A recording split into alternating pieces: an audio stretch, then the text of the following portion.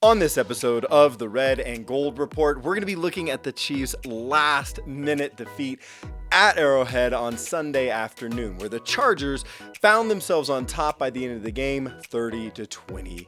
We're going to be reviewing the game and examining exactly why the Chiefs lost. So, what was the storyline of this game? Well, it was all about turnovers. Now, I actually predicted this last week in our game preview. I think the game is going to be coming down to who has the least amount of turnovers. And yeah, that's what happened. Turnovers determined the game. The Chiefs turned the ball over 4 times, the Chargers 0 times, and of course the Chargers won. In the first drive, Mahomes made an incredible cross-body no-look throw that hit Marcus Kemp in the hands. Kemp didn't just drop it, he deflected it into an interception. Then late in the first quarter, Tyreek Hill fumbled the ball in the middle of the field. And then on the third drive of the game for the Chiefs, and for the second time in 2 weeks, Clyde Edwards-Helaire fumbled the ball. Going back to the end of the previous game against the Ravens, that made for 4 consecutive drives for the Chiefs offense that ended in turnovers. After that, the Chiefs were lucky to go into halftime down just 14-3, and then somehow they came back to go up 17-14 late in the third quarter. But unfortunately, turnovers struck again. With 1 drive left at the end of the game, and with the game tied, the Chiefs got the ball back. Everybody in the world assumed that the Chiefs were going to drive down the field and win the game. But then on third down, instead of being patient or just taking a sack to head into overtime, Mahomes made an uncharacteristically bad decision to throw the ball up for another interception. The 4th of the Kansas City turnovers on the game. Now, why the Chiefs lose the game is actually really simple. It's all about the turnovers.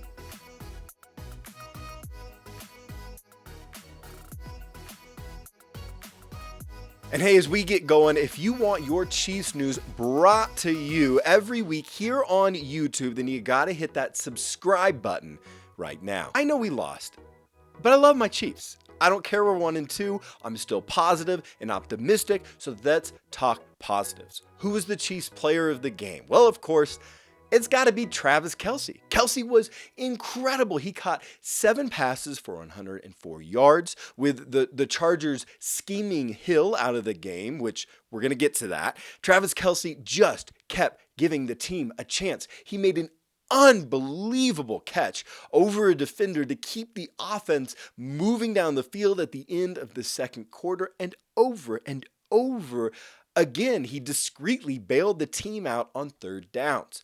I hope that his greatness is not being lost on us, as it's become so routine. I mean, after 3 games, Kelce has the most receiving yards by far of any tight end in the league. And even though he's a tight end, he's 5th in receiving yards. Look, this YouTube channel is for Chiefs fans.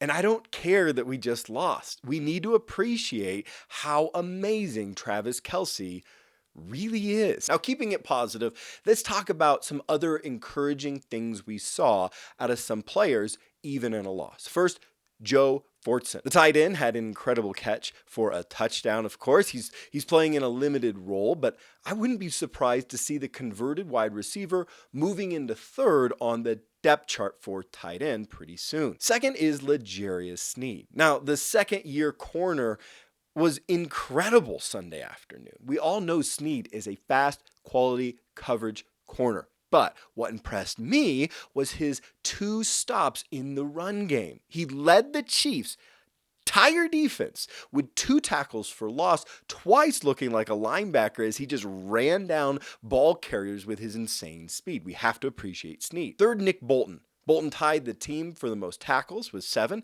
And look, Yes, we need some more passion on our team, some more aggression for this defense, and Bolton brings it. He had 2 hard, tone-setting tackles on the game. The rookie continues to be the team's best linebacker. So, you know what? I know we lost. I know it was at home. I know people are giving me crap on this channel for being a Chiefs fan when we're 1-2, but let's choose to see the positive. Let's not be fair weather fans like the Broncos fans, right? Let's choose to see the good in the game. However, with that being said, beyond the turnovers, why'd we lose this game? What were the reasons we lost? What were the disappointing things that happened? Well, there's actually a few that we need to talk about.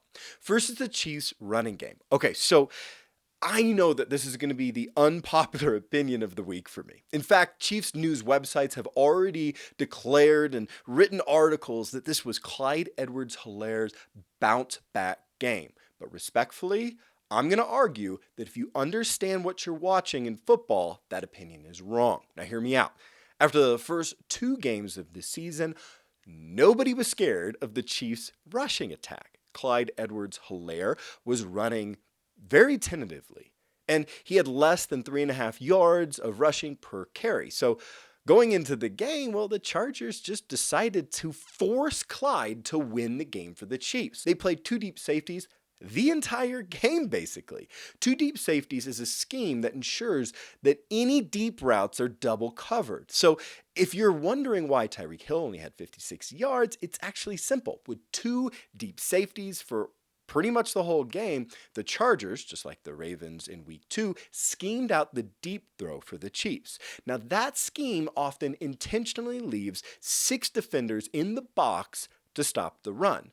When a defense runs a 2 deep scheme, they're telling the offense, hey, we're going to let you have more players in the box than we have, and we still think that you cannot beat us with the run. And that's what happened. Now, if you don't know what you're looking for with defensive schemes, you'll think, wow, Clyde had a 5.9 yard average. That's a huge improvement over week 1 and 2, and it is an improvement.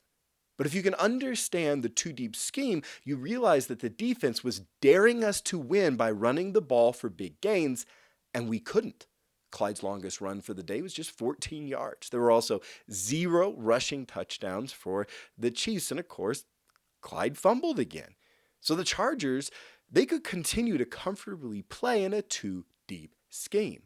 NFL defenses could not care less if you're averaging 5.9 yards per carry. If you can't rip off any big runs, if you can't score any touchdowns on the ground, they don't care what your average is. The big consequence is that it's allowing defenses to scheme the Chiefs' deep passing attack out of the game because they just do not respect our running game. If we can't run the ball effectively, we're going to need to really lean into wide receiver end arounds and screen passage, which is actually how we scored 2 touchdowns in the second half. That's going to help force defenses to bring one of those safeties up and open up the passing game. Second disappointing thing for the Chiefs was, well, the offensive line actually allowed a lot of pressure.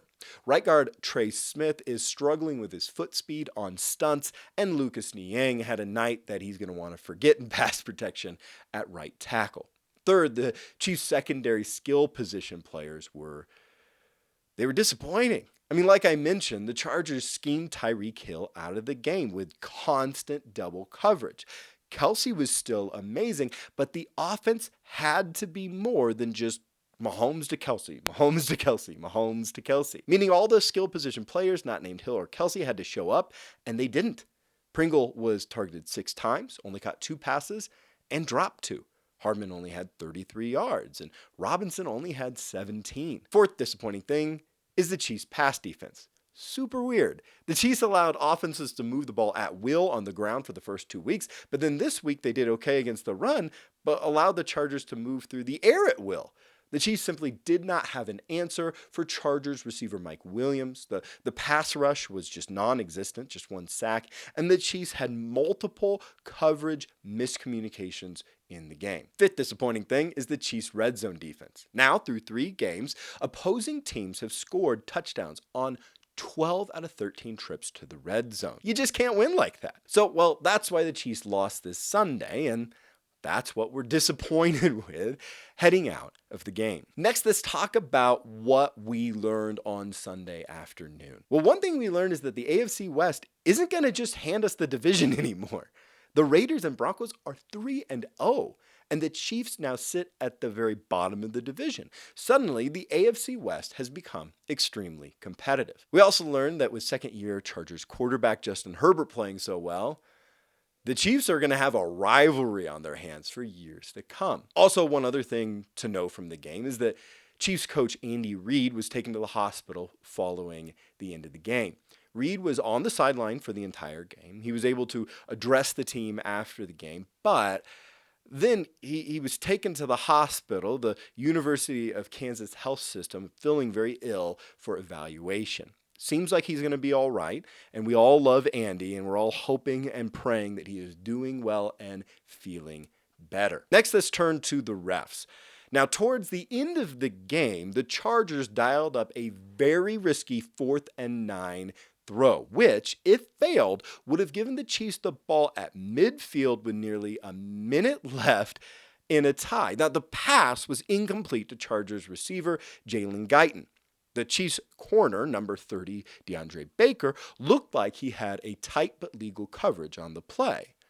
But then the refs called pass interference on number 49, Daniel Sorensen, who was totally out of the play. Now, this penalty completely changed the end of the game, completely changed it. And then to make matters worse, there was no explanation, and the broadcast booth refused to show what Sorensen did on the play, or if it was actually just misannounced and was Baker. And of course, there was also the horrifically missed pass interference call on Mahomes' Hail Mary throw in the final seconds. So, well, another poor outing for the Zebras. And with that, we are to the end of our wrap-up. The Chiefs are now 1-2. The team has as many losses through 3 games of the season as we had through 16 games last season. I know that it doesn't look good, but hey, I'm an optimist. I'm a homer. I'm a Chiefs fan. I don't care about the haters.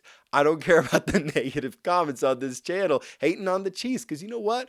I'm going to support my Chiefs no matter what. I believe Andy Reid, I believe Patrick Mahomes are going to get this thing turned around. So let's keep cheering for our team. Do we have some real work to do? Yeah, but I'm hoping that we're still Super Bowl bound. Thanks for watching the Red and Gold Report. Make sure you hit that subscribe button to get all the Chiefs news and analysis that you need. Thanks for watching, and go Chiefs!